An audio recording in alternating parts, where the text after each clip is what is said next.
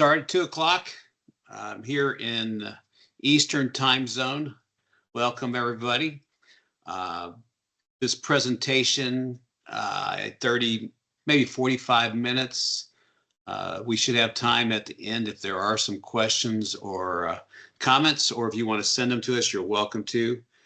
So first and foremost, thank you to all the members that have joined us today, as well as all of our users, whether you're an applicator, a crop producer, a beekeeper, or somebody that's with one of the seed companies. Thanks for joining. Thank you to the board of directors for participating, giving us guidance. A couple other thank yous today.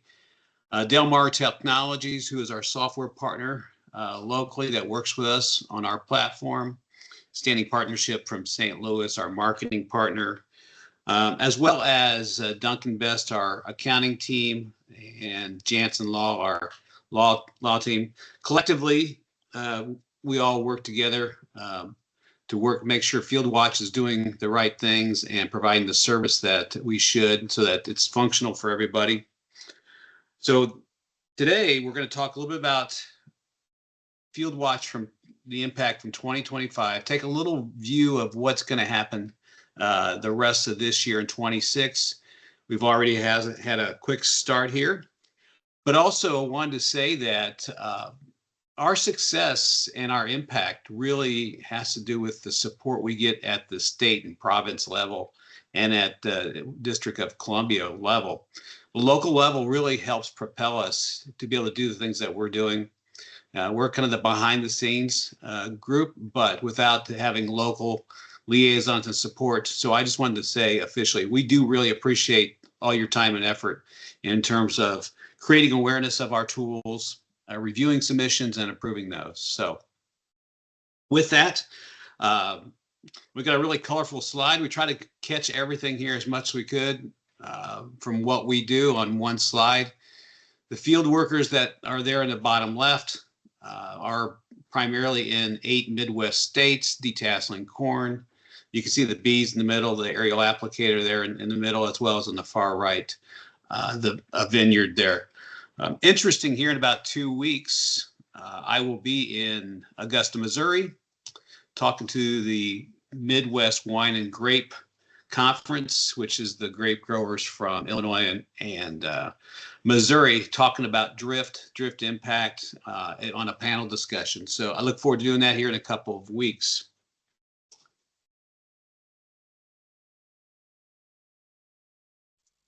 There we go. So our mission, as most of you probably know, is really to have an easy to use mapping platform for people to voluntarily put their information on their crop locations, where the people are going to be working, their beehives, so that can be shared with somebody that's spraying chemicals. This is the same mission we started with in 2012. So it's consistent through the years. Nothing has changed with our mission. So what we do today is similar to what we did then, just the scope has gotten a lot bigger, both geographically as well as the people, the organizations we serve. So you can see at the bottom the list of registries and or the portal, FieldCheck being the portal, DriftWatch on the far right, specialty crops, that was the original tool, BeeCheck, which was added 2015, FieldCheck added in 2020 to address the field workers. And then you see FieldCheck there in the middle, that was added about 2015 or 16 also. All collectively, it's the umbrella underneath FieldWatch which we operate. See a couple of the slides up there that show some of the polygons as well as the app there on the far right side. Who we serve, as I mentioned, the registries DriftWatch, BeeCheck, FieldCheck. We list into the number of growers and users we have, who it's used by. We're getting close to 50,000 users in DriftWatch. Pretty amazing. It continues to grow each year. Those users are mapping specialty crops, organic crops, perennial crops, anything that may be sensitive to pesticide drift. We have over 31,000 beekeepers, My guess is we'll be over 600,000 beehive locations in 26. And we're almost at 17,000 applicators using the tool. That's a really important number to us because that means somebody has registered with FieldWatch. It's a free registration. That way they can receive information. So it's important that we have applicators register, whether it's one person in an office or individually, because we're going to send them messages when something is new or modified in their area that they operate. So that's an important number we track every year, and it's been going each year. In a few slides, you'll see some statistics that'll show the growth. And then FieldCheck, our newest registry, which was really born out of a collaboration with the Iowa Seed Association, Iowa Aerial Applicators, and FieldWatch in 2020, because really wanted to identify where the workers were so that we could prevent any type of incidences where they would be drifted on while they're working in the field. Most of the workers, or a lot of them, are young people, and they're grouped. They're in large groups, so they're not as mobile as an individual. So the intent really is to identify those locations for aerial applicators. So this gives you a snapshot of back 2014. This is when I joined FieldWatch as the first employee. We thought we had a pretty robust picture at that point in time. You know, we had Saskatchewan as the single province, Montana there in the west, and we had a pretty good number of users since we started really in about 2010, became FieldWatch in end of 2012, 2013. So we were feeling pretty good about ourselves. And then you move forward to 2019, and we saw a lot of growth. We added several more states. We moved a little bit farther west, a little bit farther east, a little bit south. A lot of the states were contiguous, but not all of them. So we saw a lot more growth there in those 5 years. And then as you go forward to today, you can see where we have what we collectively now call geographies, because historically we had said states and then with states and provinces. It's just much easier now to say geographies. So we're now in 32 as of today. So Vermont joined FieldWatch. So they'll be turning green here in the next week or so up there in the Northeast. Our first entrance into the Northeast. So we expect to have a pretty good number of beekeepers, organic producers, and crop producers there in Vermont to start mapping this year. Applicators were probably a little bit slower after that, but that is our 32nd geography. The expectations going forward is we'll probably continue to add a few more each year as there is interest in states or provinces using a tool to help create information that can be used in the interest of stewardship. So, you know, we're very proud of this map, especially when you step through what it looked like 10 years ago and how much we've grown. You can see we're out in the west there now, Washington, California, Montana. So there's lots of opportunities. And the states that are not using a tool like ours, some of them have a database, but nothing is as graphical as what we have today. So when you take a snapshot of all the sites, it looks like a complete mess because you can't really see a lot because it's so compact in some of those states. But as each of you know, as you zoom in, using the Google Map tool, it expands and you see more and more information. You can see the polygons. You can click on the contact information. So this is a pretty crowded map. This is a good news story. We use this all the time to share with people how much concentration we have. You know, last year we had Georgia and Texas join us, and you can see what we've already seen in Washington, the growth in those states. Just a different look of the same map. This one's just looking at beehives. So you can see the heavy concentration of beehives across the Midwest, down south, throughout the United States, and especially in California. In California, we only map beehives. We really don't map any specialty crops, but you can see the number of beehives out there. A lot of that, a high percentage, 50 to 60% of those hives are out there short term for pollination of almonds. So they will relocate later in the spring. Pollination starts in a few weeks and then goes through March, April timeframe. So some of those beehives will be relocated back to their native state, the Dakotas, Montana, etc. So why we're really in business? It really is to help prevent or mitigate drift. So this is a new slide for us this year. We decided to really take a deep dive into understanding how many drift complaints are there out there. Because when we started, 14 years ago or 15 years ago, it was really concentrated on some of the specialty crops. So each state tracks drift complaints. So we took a snapshot. A lot of this data has come from the pesticide control officials, as well as the individual states. So you can see the average number of drift complaints in Indiana, Missouri, and Iowa over the last several years.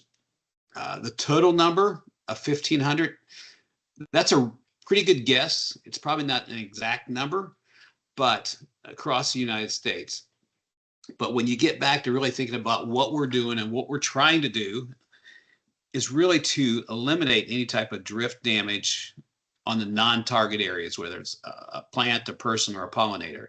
So from an applicator perspective, I mean, there are all types of potential damages, penalties, liability, that type of thing that may happen if you do have a drift situation and go through a claim process. To the degree you can avoid that, that's money in your pocket. We think it's one of the cheapest insurance policies there is to use FieldWatch before you spray a chemical. And for the crop producers, whether you have an orchard, a vineyard, an organic crop, you really want to make sure that people are aware of where you're at so that you can prevent any type of damage, drift damage onto your location. There's a lot of people that are concerned about drift, but then don't want to tell people where they're at. So we encourage them to, work together with their neighbor.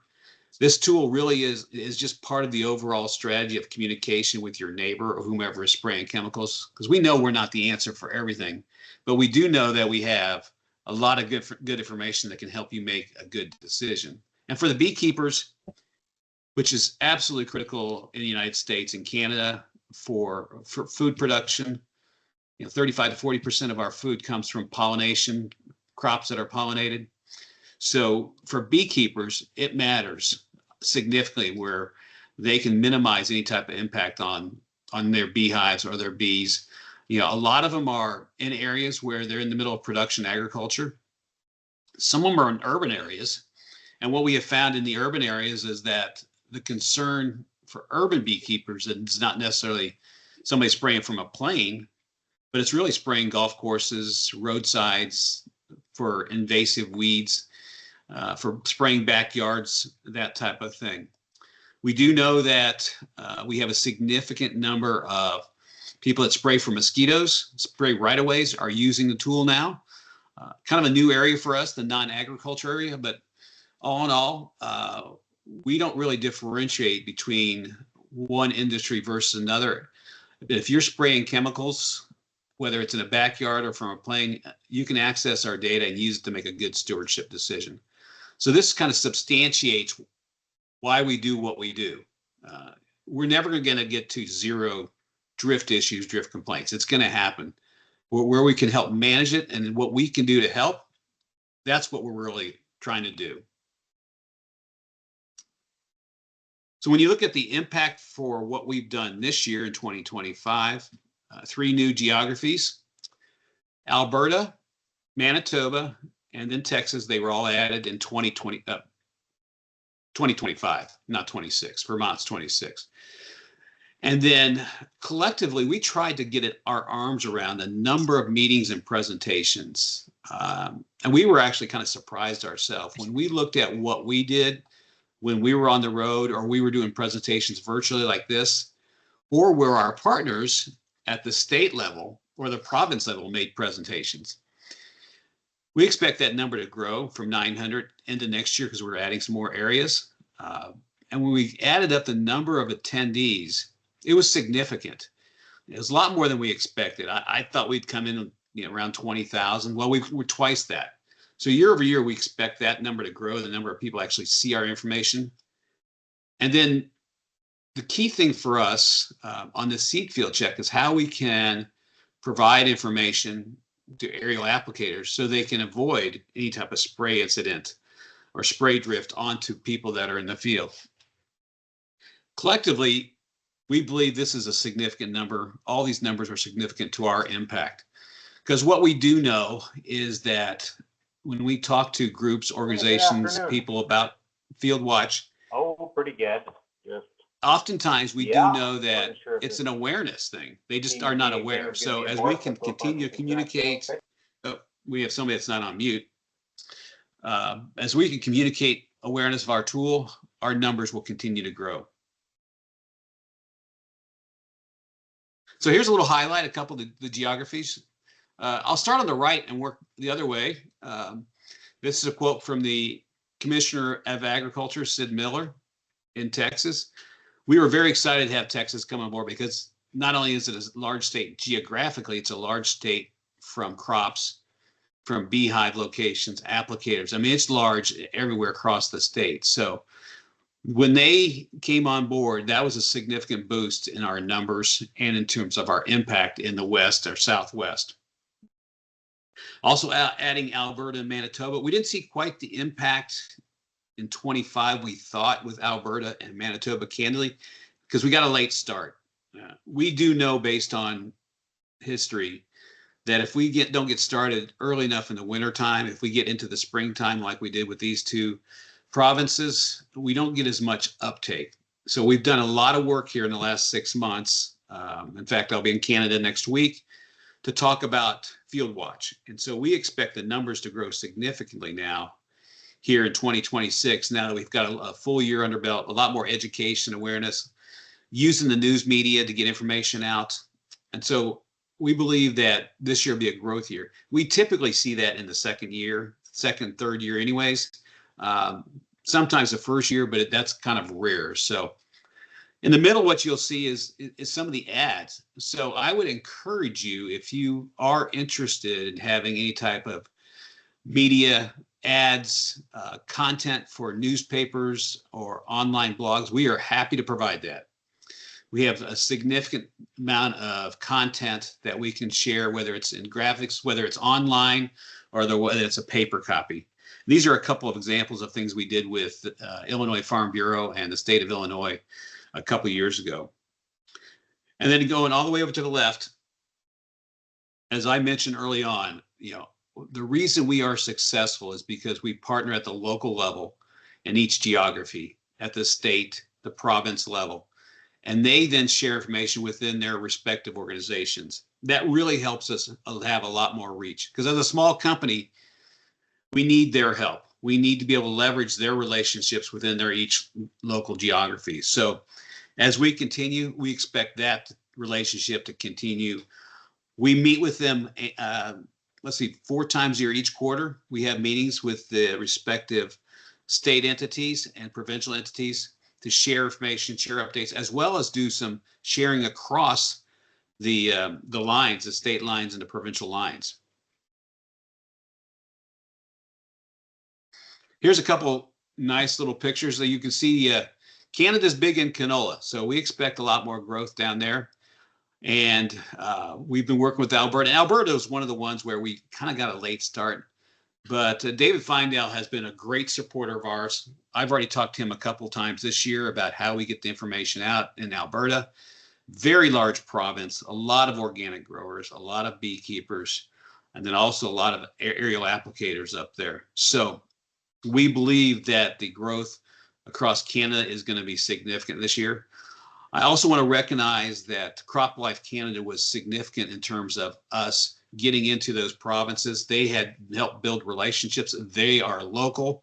And then Brittany up there really helped steward our startup in both Manitoba and in Alberta. So we appreciate their partnership that we've had with them here in the past. It started about 2 years ago, and I think we've already seen success. We certainly expect to see that grow in Canada. There's another province or two that's interested, but we are into Canada, and we are solid across North America. So we are seeing more and more growth and interest in what we're doing, because what you think of when you think about what we do in helping sustainability in agriculture people to be good stewards. It sounds pretty easy, but you have to do something. And we allow that information to be shared across the lines, across between people, between organizations, so that somebody can do the right thing. The other thing we did last year, we made a step out into some additional social media.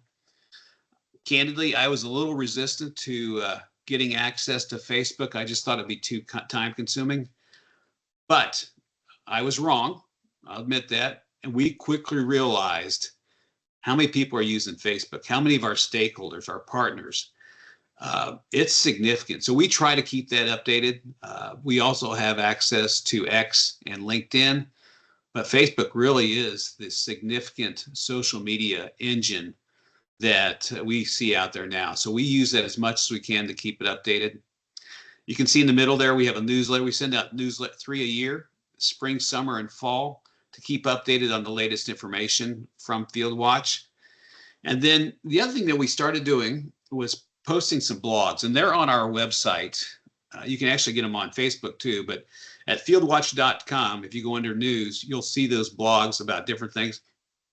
Anytime we get a reference to FieldWatch, Field Check, DriftWatch, B-Check, we try to pull that into our library on the website so people can read it and have access to that information. So moving into the tool itself and what we do and how we do it, you can see the growth. The number of producers year over year going all the way back to 2016, the number of acres that we've mapped. We are getting close to 2 million acres. As we continue to grow geographically, those numbers will go up. Some of the areas in Canada are huge in terms of acres, and so we expect these numbers to continue to grow year over year. You'll see a couple little anomalies on there, but all in all, we've seen incredible growth. When you go back to 2016 and look at 400,000 acres, and we've quadrupled that to 1.7 in just basically 10 years, that's a pretty significant effort. So part of it is what we do. Part of it is our partnership with the states and the provinces, but it really comes down to beekeepers, crop producers wanting to share their information so that they can have avoid any type of drift issues. So we have left this one slide in here for the last several years. In fact, probably since about when I started. This is the genesis of DriftWatch. And right around 2008, 2009, 2010, you can see there was significant impact on tomatoes in central Indiana. There are some tomato farms in southern Michigan, western Ohio, all under the umbrella of Red Gold Tomatoes, which is the largest private processor based right here in central Indiana. Tomatoes as a crop, as most of you probably know, is highly susceptible to pesticides. And so what happened, I mean, the story is pretty straightforward, is that they were experiencing these losses and these claims year over year. They decided to do something about it. They approached Purdue University. And as the story goes, Purdue helped develop a Google mapping tool that they shared their information on. And then that, with all their farms, they have 80 or so farms, then that information was shared electronically with people that spray pesticides. And it was because the tomatoes each year would rotate. And we know each year we can see the churn on our website, the number of vegetable crops that rotate, or some of the other fruit crops that rotate locations. And so what happens is that when something pops up as new, applicators get notified that there's a new tomato crop, which last year could have been corn or soybeans. So it's very simple at how it works, but this is really the genesis of how we started, by identifying these locations. And people that were spraying chemicals, it wasn't intent. It was really because they just didn't know. That's the question that we answer. What may be there that you may not be aware of? So if you're spraying something that may be a crop that may be downwind or adjacent or nearby to where you're spraying, you'll see it on the map, and then you can make a decision that you need to do, what you need to do, or do something different. Organic crops, we took a little blip there as we do a little adjustment in the numbers, but this is probably the easiest group of crop producers to convince to use the tool, because they want to make sure that they maintain their certified organic status. Takes 3 years, takes time, takes money, a lot of work to get to that status, and they want to maintain that. So they want to make sure that there's an awareness where they're at, keep their land certified organic. It allows them to sell their crops at a premium for versus a traditional conventional crop. And so year over year, we have a lot of organic growers using the tool. We differentiate between certified organic and organic. Organic is a term that is kind of self-defined, but certified organic means you've gone through the process over 3 years, had somebody certify your land, and the crops you grow, or in some cases, if you have certified dairy, livestock, it would be on a certified land. So we see this as an ongoing growth engine for us on the organic side.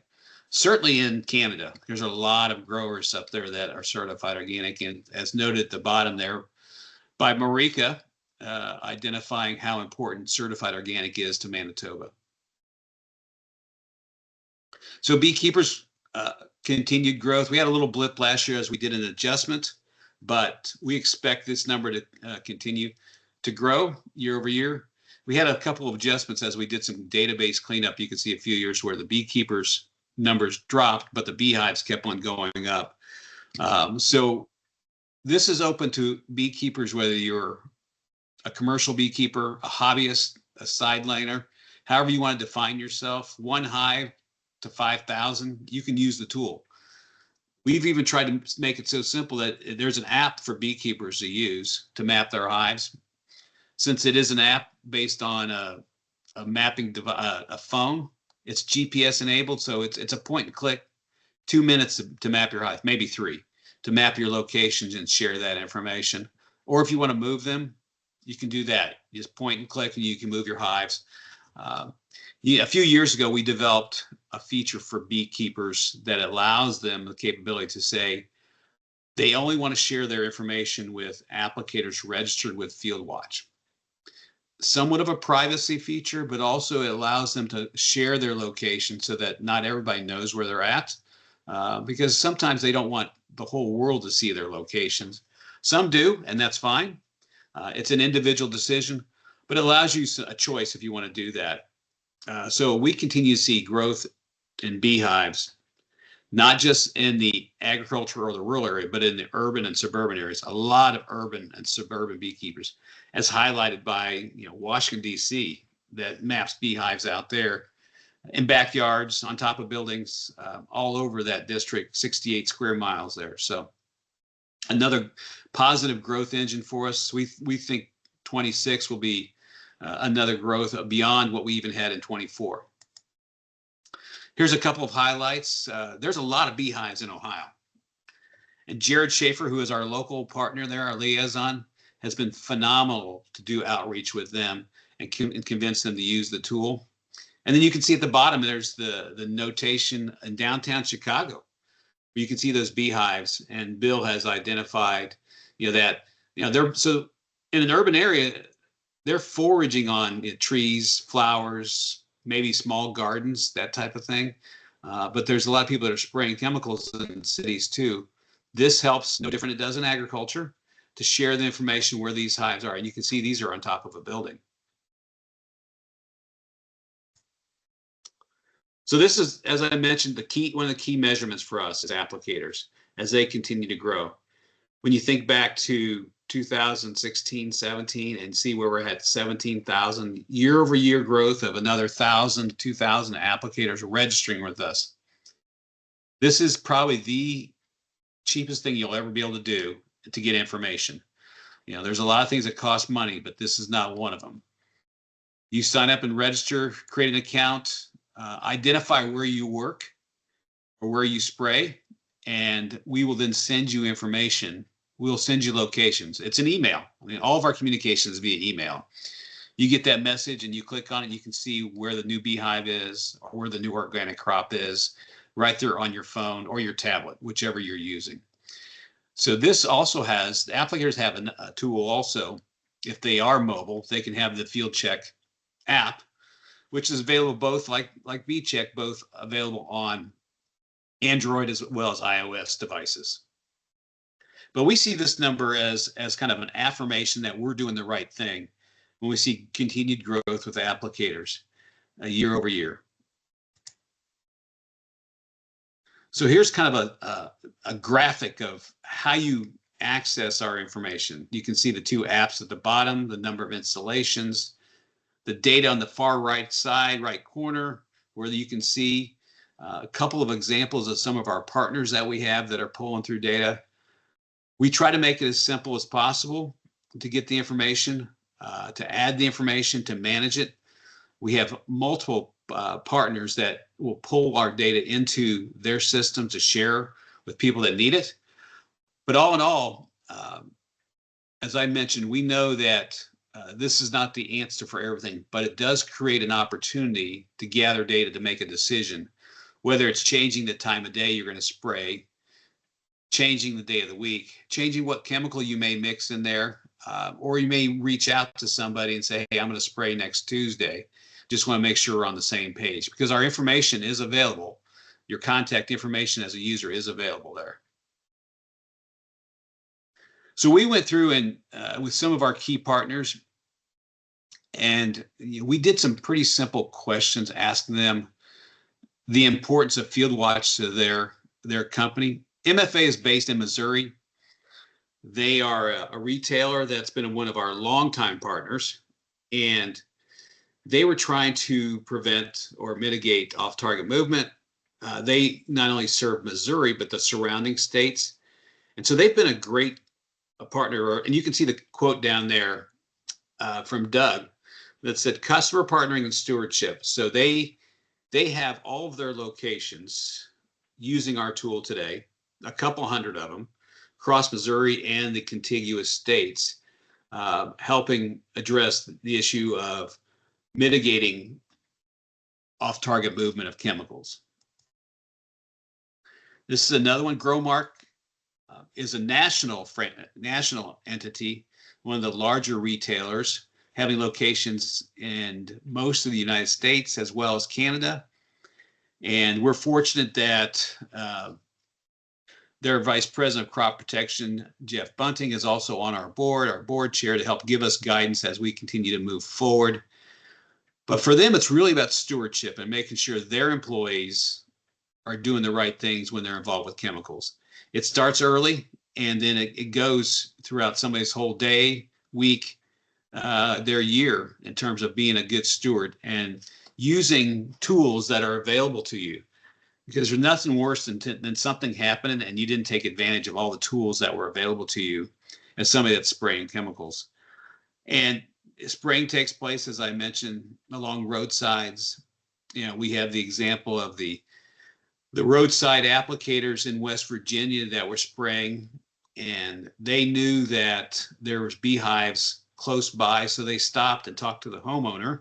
And sure enough, behind his house were the beehives. So they stopped, and they skipped over his property and then continued to spray down there. This is a county road. So we get stories like that, success stories, all the time. And we try to post those or share those if we're allowed. But it's about stewardship. It's about working together. They were working with the homeowner who was the beekeeper, had 5 or 6 hives, and they were spraying for invasive weeds along the roadside. So shifting gears a little bit here, after talking about crops and bees and the growth there, this has been one of our best news stories we've ever had. We've had a lot, but the adoption of Seed FieldCheck starting in 2020, where we just had one state and about 15 or 20,000 acres across the state, maybe more than that, I guess.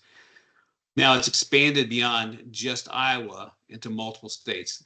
And this is all about identifying the locations of people that are working in the seed production fields, doing detasseling or deroguing in the summertime. Most of the work happens in July. Some in June, a little bit in August, but most of it in July. These workers get there by the busloads, and get there early at daylight, and they work as long as they can during the day. And it's hot. It's a hot, terrible job. It's a lot of work to do. Not terrible, but it's just a lot of work. When you're spraying something from the air and knowing where they're at and making that decision not to spray there until later in the day when they're gone, that's what really we tried to accomplish. Because prior to this, the communication between a seed company and where their workers were and the aerial applicators was via text messages, emails, phone calls, maps, and sometimes they didn't even know all the applicators in the area. So now we at least have one system that has become a repository for all the information that all the aerial applicators use each year.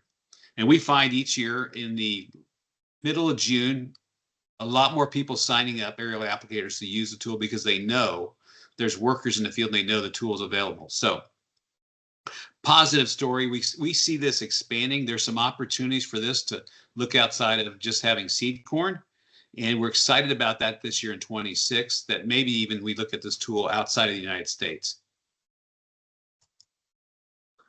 So one of our big supporters, not only from the seed side, but also from the precision ag side, has been Beck's. Privately held seed company in central Indiana. They've been partnering with us for several years now, and they operate across 15 or 20 states in the Midwest. But also, they really were concerned and wanted to be involved up front when we were talking about workers in the field. So they have been great to work with, to integrate our data into what they're doing, and then vice versa, them sharing data with us so that we can then share with the area applicators. It's been a nice continuum, a nice collective work together for all three parties here. So I mentioned partners, and we got a bunch of them. These are precision ag partners. You may recognize some, you may recognize all of them. But what we see from them is a multiplier effect, much more than we could ever reach. You know, we say 10x and we say there's roughly 30,000. We really think those are low numbers. It could be as many as 40 or 50,000 applicators having access through these tools, because we can't get 100% accurate data from them because sometimes they don't want to share their confidential information, which is understandable. So we just do a guesstimate.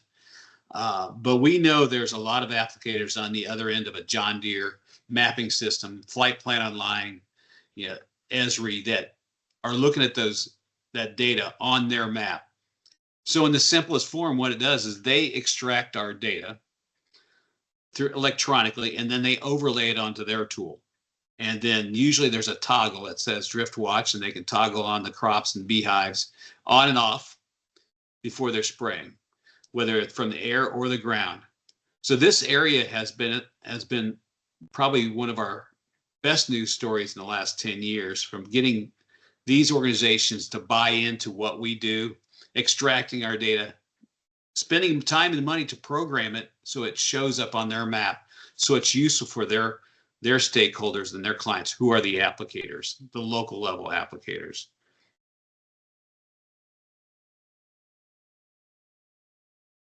As I mentioned, AgriSmart, with a tool called Flight Plan Online, give them a little shout out because they've been a great partner for several years. They have aerial applicators all across the United States. And so they're pulling in the data early in the morning oftentimes, because in the summertime, they're spraying at sun up. They're spraying all the way to sundown. They try to get as much done as they can during the daylight hours because they can't spray at night from a plane.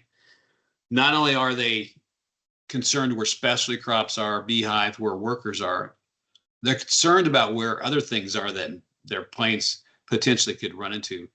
The number of windmills that are out there, trees, other aerials, it's a significant and it's a dangerous job. So we certainly appreciate them extracting our data so that each of their pilots can be safe, not safe just from what we're using, but safe from when they fly, but also to avoid any impact on any of their neighbors, because everybody has to work together in agriculture. It's the one industry where you see that happening, where you see people gathering at the fence posts to work together. The applicator, the crop producer, the beekeeper, working together because they know that each other has to do what they're doing for their livelihood. So AgriSmart's been a great partner for several years, and we certainly appreciate them extracting data and sharing with their aerial clients. EverAg is another one of our highlights. They are a precision ag company that extract our data. They are now across the United States, and they've grown significantly. So they take our data, map it, and you can see the polygons on EverAg. So if you have the EverAg tool, you can see the polygons right next to the corn and soybean fields before you map. And so that, their challenge that they had was they didn't want to go through the process manually each time. I mean, it says it right there in their challenge. They wanted to make it simpler and streamline the process. It's so expensive. So as where they could cut some time out and save some money, that's what they did. So as we get near the end of the presentation here, we kind of like to highlight our impact, which we really can see from 2025. We can't see 26 this yet, but we know based on our momentum, both based on our feedback and based on the growth that we're seeing, and each of you helping support us, that we're making an impact. We're doing the right thing. It's not the most complex tool. I mean, it's graphical in nature, but it helps, and it helps you make a decision. And when you look at how we're supported today, because as you probably know, we're a nonprofit, so we're dependent on sponsors, licensees, state governments, provincial governments help to support us financially with what we do. We wouldn't be doing what we do without that. And so each year we continue the outreach to our members to encourage them to participate. And so even though as a small organization, it takes some money to help run what we do, both on the technology side as well as continue to create education and awareness out there across North America. But we believe, and I think we've got data supported, that we're helping with sustainability. We're helping protect pollinators, because not only are we helping protect managed pollinators, managed honeybees, but where you have managed honeybees, you have native species also, native pollinators there at the same area. So they may not be in a hive, but they're right close.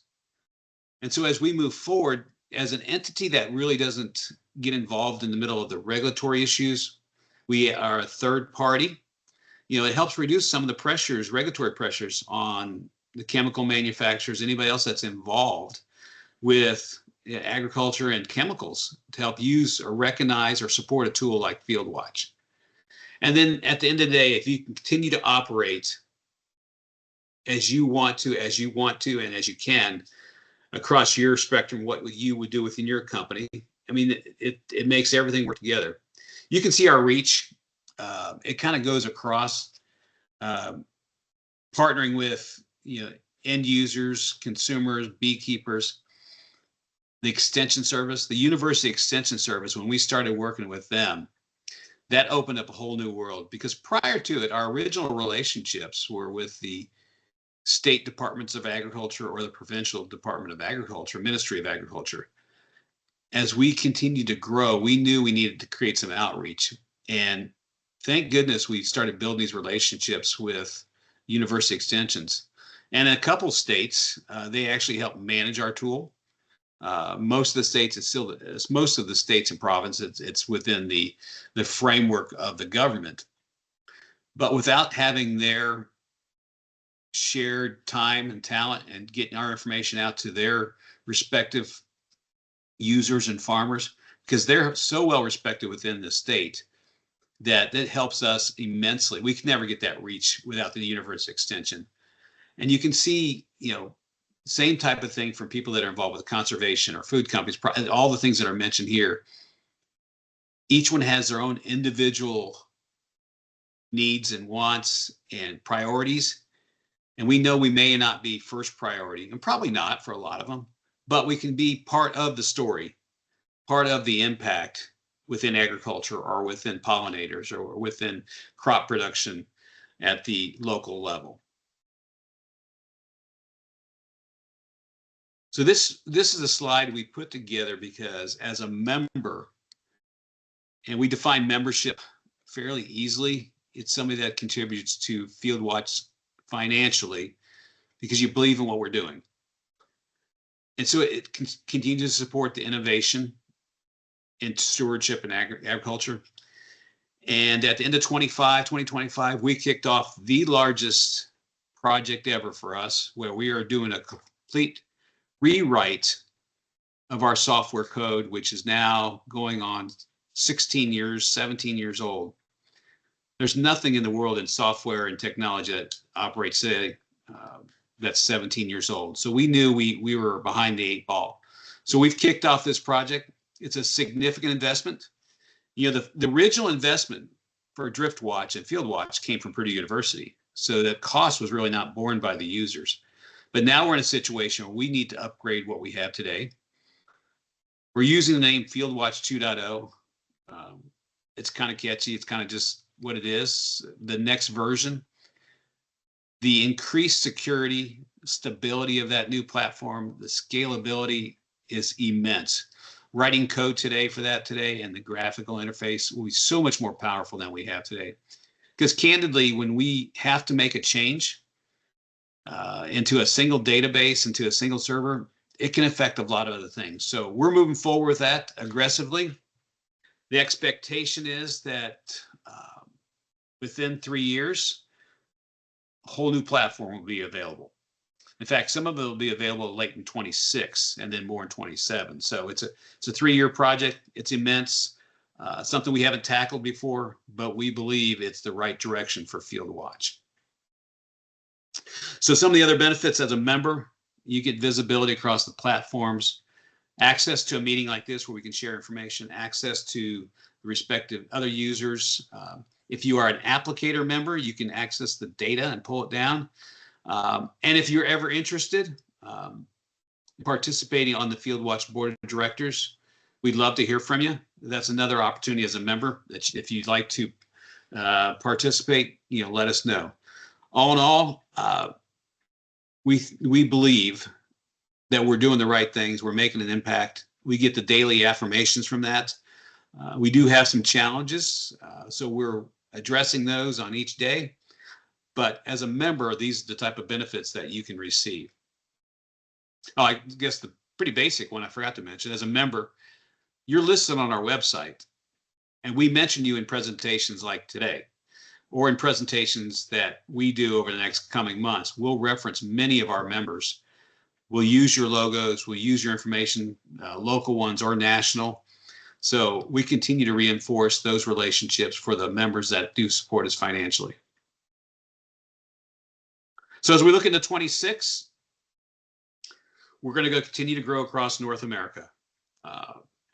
It's a big opportunity, but it's happening today because we have interest from some other provinces and states.